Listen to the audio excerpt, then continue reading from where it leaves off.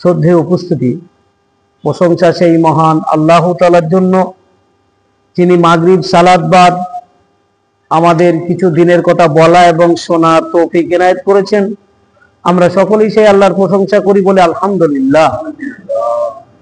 তারপরে ধর্মের গুরু, কর্মের শিরা, মা আমিন আল্লাহ মরুর দুলাল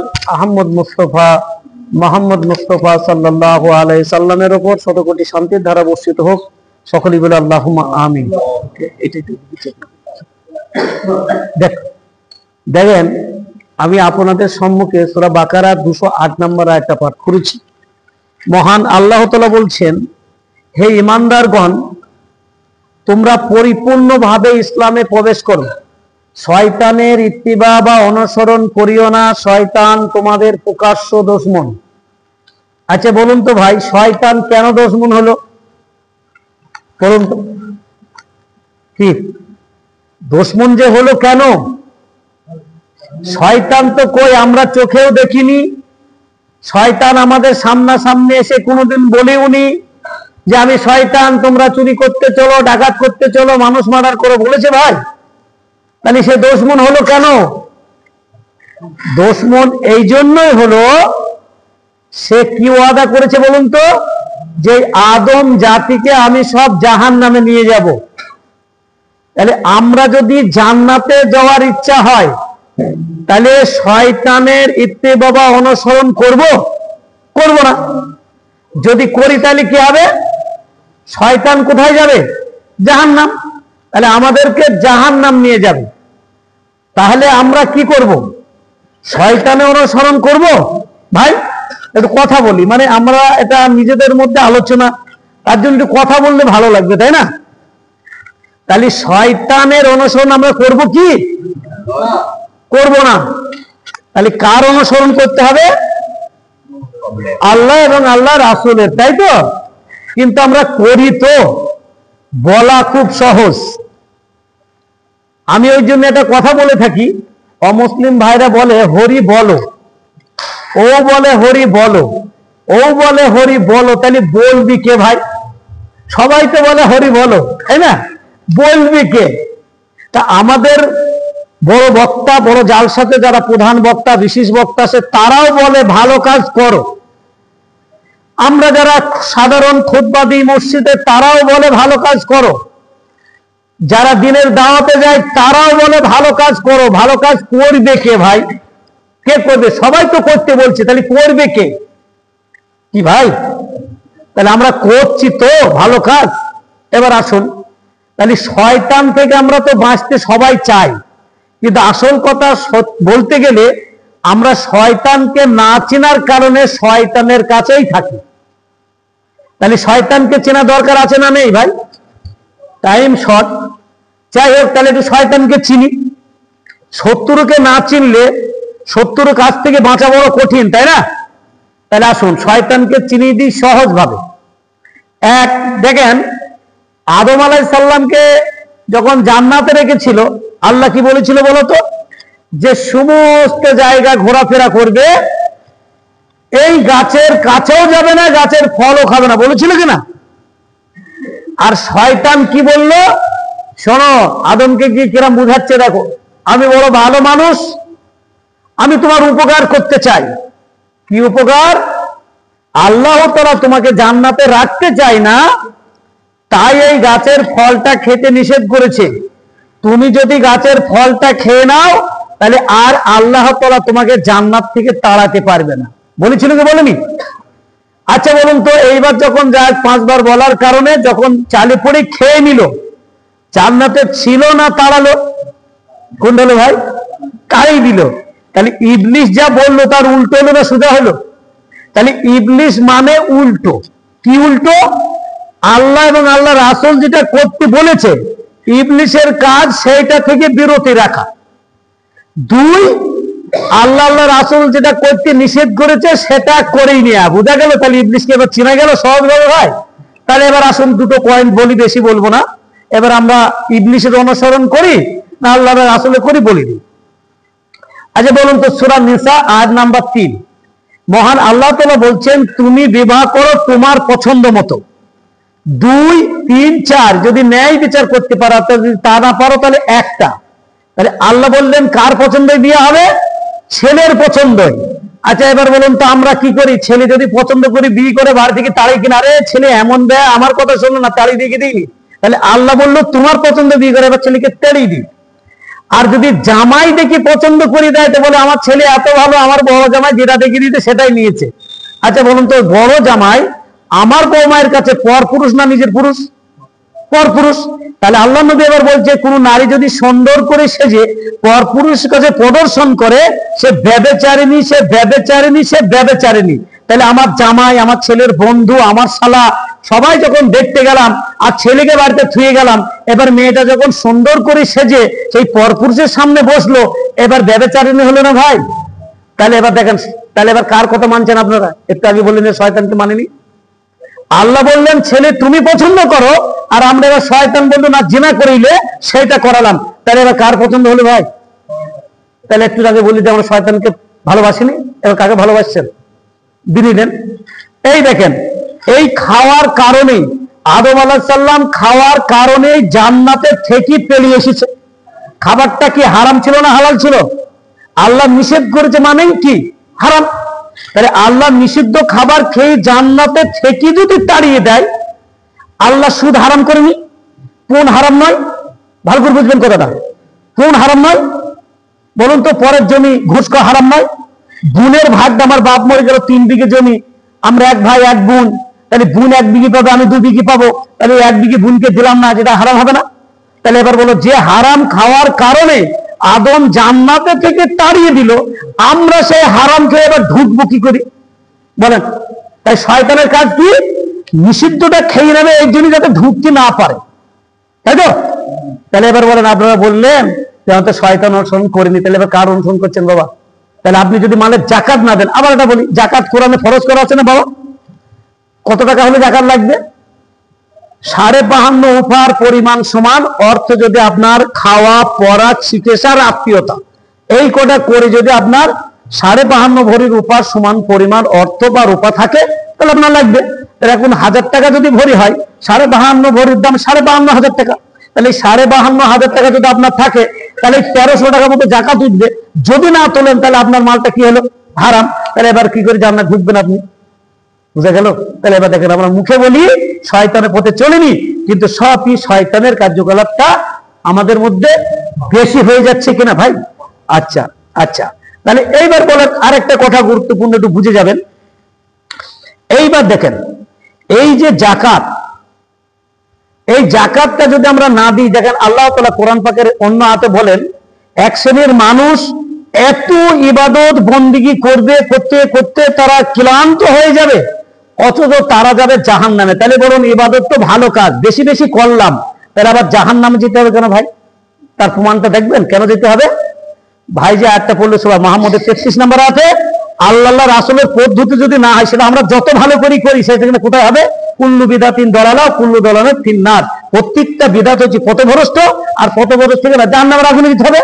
তাহলে আমরা নতুন যদি কিছু ভালো মনে করি তাহলে জাহান্নামে যেতে হবে। দেখেন আল্লাহ নবী বললেন তোমরা 3টে কাজ জলদি করো। 1, ঘরে ছেলে নামাজের ওয়াক্তে নামাজ পড়ো। ফরজ নামাজে ধার ধারে নিয়ে জানাজায় যাওয়ার জন্য আজকের মরা কাল মাটি দিদি, দেশ বিদেশ থেকে লোক আসবি। আর রাসূল বললেন কি? এই দেখেন তাহলে ফরজটা আগে পড়তে হবে, ওটা তো সুন্নাত। পড়লে নাকি না পড়লে পাবো আছে ভাই? নেই, গেলে নাকি পাবো। কিন্তু ফরজ নামাজ যদি ইচ্ছা করে ছেড়ে দেয়, আল্লাহ নবী বলছে ইচ্ছা করে যদি একক নামাজ ছেড়ে দেয় সে কাফেরদের অন্তর্ভুক্ত হয়ে যায়। তাহলে ফরজ নামাজের জোহরের খোঁজ নেই, জোহর বাদে জানাজাতে সব ফেরেশতা সেজে মাথায় টুপি দিয়ে চলে গেলাম, তাই না? তাহলে দেখেন ওটা সুন্নাত গেলে হবে, না গেলে ওখানে খরচ নেই। তাহলে এখানে বলেছে নামাজের ওয়াক্তে নামাজ হতে, নামাজটা আগে পড়তে হবে তারপরে জানাজা। আচ্ছা দেখেন এবার কি বলো? জলদি জানাজা করো। আর আমরা কি করছি? গরু জবাই করে খাবার দাবার করতে গিয়ে আজকের মরা কালকে। তাহলে আসলে পদ্ধতি হচ্ছে বাবা, কবরে যখন নামাচ্ছি বিসমিল্লাহি ওয়া আলা মিল্লাতে রাসূলুল্লাহ সাল্লাল্লাহু আলাইহি সাল্লাম, তাহলে রাসূল বললে তাড়াতাড়ি, মানে যদি 2 ঘন্টায় পড়ো 2.5 ঘন্টায় যাবে না। কেন? একটা মানুষ যদি মারা যায় 2 থেকে 2.5 ঘন্টার মধ্যে তার পচন শুরু হয়ে যায়, তার জীবাণু শুরু হয়ে যায়, তার জন্য তাড়াতাড়ি তাকে দাফন করতে হবে। আমি বাস্তবে নিজে প্রমাণ বলছি। আমার ফুফু মারা গিয়েছিল ধনঞ্জয়পুর, পেটে একটা টিউমার মতো হয়ে গিয়েছিল। আমি বললাম ভাই 10টা 10:30টার মধ্যে জানাজাটা করে দাও। 10টা লোক হোক না কেন, আপনারা যেমন তেমন করে খোঁড়েন, কবর যে নেপা পূজা করতে হবে এমন নেই, কেননা আমার রুহুটা চলে যাবে, অত তো পচি খচি শেষ, কবরও শেষ, আমর শেষ, তাই না? তাহলে অত করতে হবে না ভাই, একটু তাড়াতাড়ি করুন, ফুপুর অবস্থা এরকম, কোনো ক্ষতি হতে পারে। বললো না জহরবাদ করতে গিয়ে ঠিক 11:30 বেজে গেল, আর তখন মুখ দিয়ে সব রক্ত, পায়খানাটা দিয়ে রক্ত শুরু হয়ে গেল। বলুন তো তার ভালো গোসল হবে? তাকে তার যত্ন করে দাপন করা যাবে কি? তাহলে দেখেন মরেছে সকাল 6টা, আর দেখা যাচ্ছে সে 3-4 ঘন্টা। যদি আমি 3 ঘন্টার মধ্যে দিলাম, পচনটা ধরতো না। তাহলে ইসলাম কত উন্নত, আমরা সেটাকে কি করলাম, নিজেদের সুবিধা মতো করে খাওয়ার টাকা তুলবার জন্য, চাল টাকা তোলার জন্য মরা পড়ে থাক। তাহলে রাসূলের পদ্ধতি, তাহলে কবরে দাঁড়িয়ে কবরকে দেখে ভয় করো। উসমান রাদিয়াল্লাহু তাআলা আনহু কবরের কথা শুনলে অঝর নয়নে কাঁদতেন। তখন সাহাবীরা বলতো, উসমান তুমি জাহান্নামের এত ভয়ে কাঁদো না, তুমি কবরে এত কবে কাঁদো? বলছে দেখো, কবর মতো প্রথম মঞ্জিল, আমি যদি কবরে আটকা পড়ে যাই সব জায়গায় আটকা পড়ে যাব, কবরে যদি ছাড় পেয়ে যায় সব জায়গায় ছাড় পেয়ে যাব, তাই কবর দেখলে আমার বেশি ভয় লাগে। তাহলে যেনারা কবরে বসে কবরে ভয়ে কাঁদবেন, কবরে ভয়ে যেনারা জান্নাতের সার্টিফিকেট পেয়েছিল তারপরও কবরে ভয়ে কাঁদবেন, আর আমি কবরে বসে বিড়ে খেতে আমার লজ্জা করে না। কবরে বসে যাই কবর আজকে খুঁড়ছি, অমুক জনা কাল যে কবরটা আমার হবে না, যদি তা না ভেবে কবরে বিড়ি খাই কি করে? সে কবরে যখন নামাচ্ছে বিসমিল্লাহি ওয়ালা মিল্লাতে রাসূলুল্লাহ সাল্লাল্লাহু আলাইহি ওয়াসাল্লাম কথাটা বলছি, আর আমরা আমাদের সুবিধা মতো নামাচ্ছি, তাহলে কবরে দাঁড়িয়ে যে কথা বলা হচ্ছে বলুন তো? রাসূল বললেন তাড়াতাড়ি দাপন করতে, আপনি আপনার মন মতো করলেন, আপনার কমিটির মন মতো করলেন, আর আপনি আসলে পদ্ধতি বললেন দাঁড়িয়ে মিথ্যা না। তাহলে এখানে কি বলেছে, আমার যদি একটি কথা জানা থাকে অন্যর কাছে পৌঁছে দাও, পরের কথা দিয়ে বলে দিয়েছে, যদি তোমরা আমার নাম করে যেটা বলবে সেটা আমার যদি না থাকার জায়গা জাহান্নাম। তাহলে রাসূলের পদ্ধতিতে দাপন হলো না, তুমি কেন আসলের নামে দোয়া দিলে? কি জবাব দেবে আসলের মাঠে? দেখেন শয়তানের কার্যকলাপ, আমাদেরকে বেশি ইবাদত করে নিল, বেশি খানা করে নিল, বেশি লোক জড়ো করে নিল, কিন্তু রাসূলের পদ্ধতি না হওয়ার কারণে ঢাকনা কোথায় হবে? জাহান্নাম হয়ে যাবে। তাহলে আরেকটি বলে ছেড়ে দেবো, যেহেতু সময় শেষ, একটুখানি বলে দিই ভাই, 1 মিনিট। আচ্ছা যাই হোক, দেখেন এবার একটা কথা বলে দিই, দেখুন কেন ইবাদত বেশি করে জাহান্নামে যেতে হবে একটু বুঝে নেন।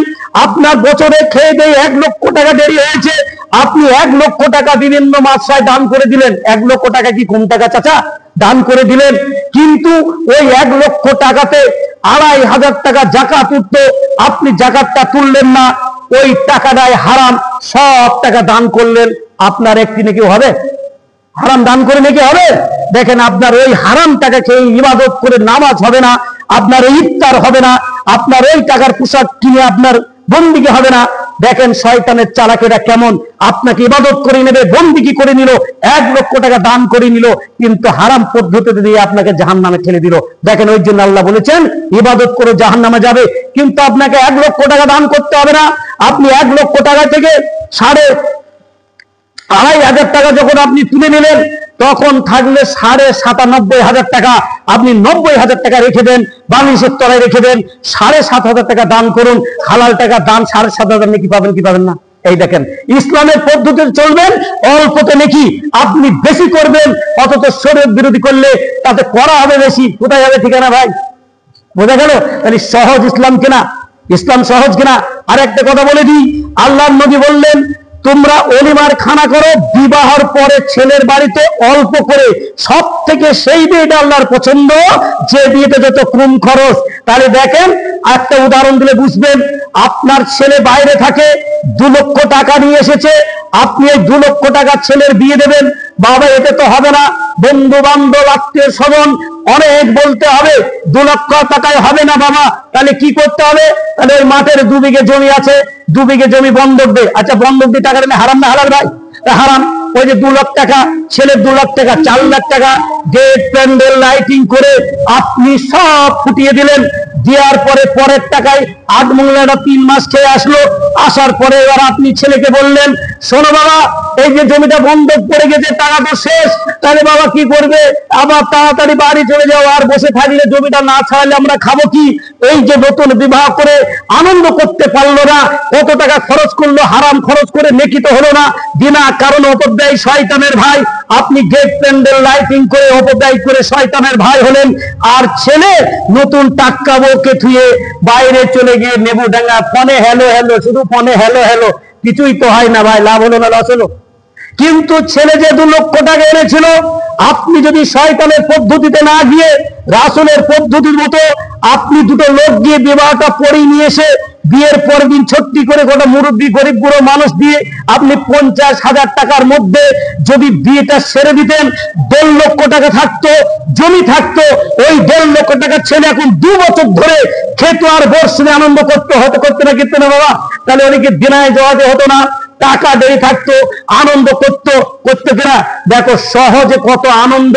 ইসলাম মানে শান্তি, ইসলাম মানে সহজ, ইসলাম মানে সরল, ইসলাম মানে কল্যাণ। তাই এখানে ওই জন্য বলেছে রব্বানা আতিনা ফিদ দুনিয়া হাসানাতাও ওয়াল আখিরাতি হাসানাতাও ওয়া কিনা আযাবান্নার। আল্লাহ এই দুনিয়ার তুমি অকল্যাণ কষ্ট থেকে দূরে করো, দুনিয়ার শান্তি দাও। তাহলে ইসলাম দুনিয়াতেও শান্তি, পরকালেও শান্তি। যদি ইসলাম মতো চলো ভয়ানক জাহান্নাম থেকে বেঁচে যাবে।